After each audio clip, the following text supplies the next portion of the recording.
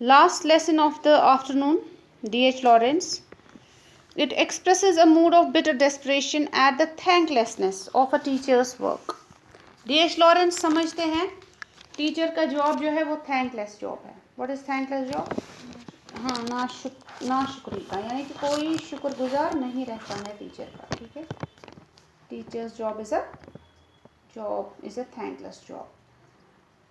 The speaker of the poem, who happens to be a teacher, compares his students with hounds. Hounds, you understand? Dogs. ये जो speaker है pome का, वो एक teacher है और अपने स्टूडेंट्स को कंपेयर कर रहा है डॉग्स के साथ. Who hate to chase knowledge. ऐसे डॉग्स जिनको बिल्कुल पसंद नहीं है नॉलेज गेन करना, वो नहीं चाहते हैं पढ़ाई करना. The teacher has failed to inspire them. Teacher नाकाम हो गया है उनको इंस्पायर करने में कि पढ़े, उनको मोटिवेट करने में पढ़ने के लिए. He thinks that his teaching and the pupils learning are both purposeless. वो सोचता है उसके हिसाब से उसका पढ़ाना और बच्चों का क्लास में होना और फिर सीखना, जो कि वो असल में सीखते नहीं हैं, are both purposeless. उनका कोई मकसद ही नहीं है इन दो चीज़ों का. As he can no longer haul them and urge them anymore. क्योंकि अब उसमें हिम्मत नहीं है, वो उनको अब इस चीज़ के लिए फोर्स करेगा. हॉल होता है फोर्स करना. ठीक है, उनको मतलब मोटिवेट करना या उन पे दबाव डालना इस चीज़ के लिए, उसमें नहीं है अब ये सब. Now let's start. when will the bell ring and end this weariness.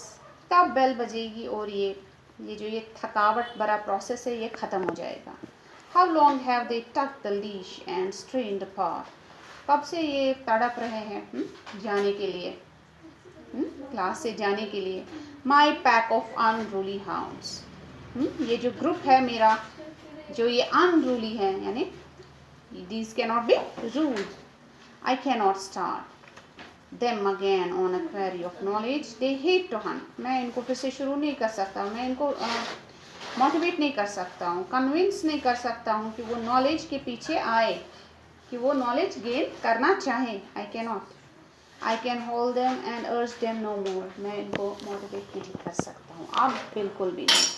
No longer now can I endure the brunt of the books that lie out on the desk of full 3 of several work.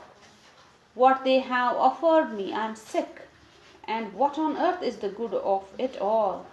What good to them or me I cannot see. So shall I take. आप यहाँ पे poet जो है वो एकदम disgusting mood में है. उसको मतलब ही is disgusted over the manners and behaviour of his students. No longer can I endure, बोलता है मैं बर्दाश्त नहीं कर सकता हूँ ये सब. अब ये पड़े हैं डेस्क पे इतनी सारी कॉपीज़, 3 स्कोर मतलब 30 हाँ, 3 स्कोर मीन्स 30 कॉपीज़ पड़ी हैं यहाँ. दे हैव ऑफर्ड मी, मुझे दिया है इन्होंने चेक करने के लिए, ओब्वियसली, और किस लिए है ना. मैं आई एम सिक, मैं इस सब से तंग आ चुका हूँ, और इसका क्या फ़ायदा है. What on earth is the good. क्या है इस सब का फ़ायदा. ये कॉपीज़ बनाना, मेरा इनको चेक करना, इसका कोई फ़ायदा नहीं है. इससे क्या होगा, क्या हासिल होगा, इससे कुछ हासिल नहीं होगा. What good to them or me, ना मुझे कुछ हासिल होगा ना इनको कुछ हासिल होगा. ठीक है. My last dear fuel of life to heap on my soul and kindle my will to a flame that shall consume their dross of indifference and take the toll of their insults in punishments. I will not. अब इसमें तो मेरी फजूल में energy waste हो रही है. क्या बोलता है, मेरी इसमें फजूल में एनर्जी वेस्ट हो रही है. फ्यूल ऑफ माई लाइफ वही हो गया, एनर्जी मेरी वेस्ट हो रही है इस सब में. And kindle my will to a flame that shall consume their dross of indifference and take the toll. और पोएट बोलता है मैं फिर से अपने आप को कन्विंस नहीं कर सकता हूँ, मैं फिर से अपने आप को तैयार नहीं कर सकता हूँ कि मैं इनके लिए अपनी फ्यूल को जला दूँ, मैं इनके लिए अपनी मेहनत ज़ाया करूँ. मैं इसके लिए खुद को तैयार नहीं कर सकता हूँ कि मैं खुद को फिर से अपने आप में एनर्जी लाऊं ताकि मैं इनको मोटिवेट करूं, और इनका जो ये इंडिफरेंस है, इंडिफरेंस मीन्स दिलचस्पी नहीं है पढ़ाई में, मैं उसको मिटाने के लिए फिर से अपना मैं ये सब नहीं कर सकता हूँ. He is tired of all this. Okay, he doesn't want to do it now. I will not, सीधे बोलता है आई विल नॉट, मैं नहीं करूँगा. I will not waste my soul and my strength for this. मैं अपनी energy, अपने आप को इस सब में ख़त्म अब नहीं करने वाला हूँ, कंज्यूम नहीं करने दूंगा मैं खुद की एनर्जी को इस सब में. What do I care for all what that they do amiss. अब मुझे क्या परवाह है कि ये गलत कर रहे हैं, अमिस मतलब रॉन्गली, गलत कर रहे हैं. वट डू आई केयर, मैं क्यों केयर करूँ, मैं क्यों परवाह करूँ कि ये गलत कर रहे हैं. What is the point of their teaching of mind and of this learning of theirs. क्या फ़न है इस सब चीज़ का जो मैं इनको सिखाने की कोशिश कर रहा हूँ, या फिर जो ये सीखना नहीं चाहते हैं, आते हैं सीखने के लिए, हाँ, but they don't learn. It all goes down the same एबिस. ये कहीं जा रहा है, कहीं ऐसी जगह जा रहा है, ये सारा प्रोसेस जिसका कोई मतलब. एबिस क्या होता है, व्हाट इज एबिस. एबिस हो गया बॉटमलेस होल. आप उसमें चीज़ डाल रहे हो, वो पता नहीं कहाँ जा रही है, उसका कोई बॉटम ही नहीं है.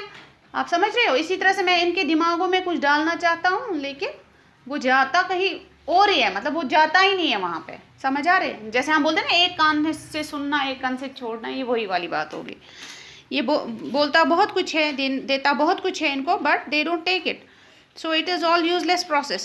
What does it matter to me if they can write a description of a dog or if they cannot. मुझे क्या करना है इस सब का. इनको आता है लिखना, हाँ, डिस्क्राइब करना डॉग को. अगर सपोज बोलते ना कभी पैराग्राफ लिखो, इस पे लिखो, उस पे लिखो, इनको आता है लिखना या नहीं आता है लिखना, ना आए लिखना, मुझे इससे कुछ नहीं है.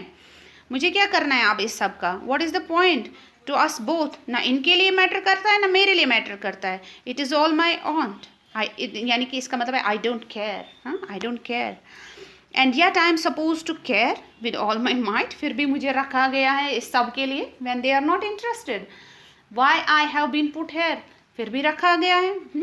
And yet I am suppose to care with all my might. और मुझे फिर भी बोला जा रहा है कि आप ले लो जी क्लास. हाँ, I do not and will not, मैं नहीं करूँगा. I will not do it. They won't, और इनको भी नहीं चाहिए, उनको नहीं चाहिए, उनको नहीं पसंद है, ये नहीं करेंगे.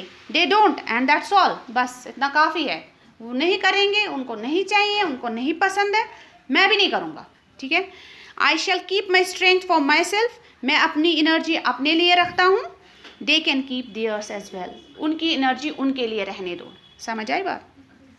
Why should we beat our heads against the wall. क्यों हम अपना सर फोड़े, हाँ, वॉल के अगेंस्ट, यानी कि दीवार से टकरा के क्यों अपना सर फोड़े. क्योंकि इसको लगता है टीचर को कि मैं जो कर रहा हूँ इसका कुछ आउटकम नहीं है, तो इसलिए ये तो वही बात होगी कि दीवार पे सर मारना अपना. ठीक है. Of each other I shall sit and wait for the bell. मुझे तो बस आराम से बैठना चाहिए और बेल का वेट करना चाहिए. बात समझ आए. सो teacher is in this pome, he is very disgusted at the behaviour and at the manners of the students. He has realized, he has come to know that his students are no longer interested. So he also doesn't want to, convince them, teach them anymore. He just want to sit and wait for the bell. That's it.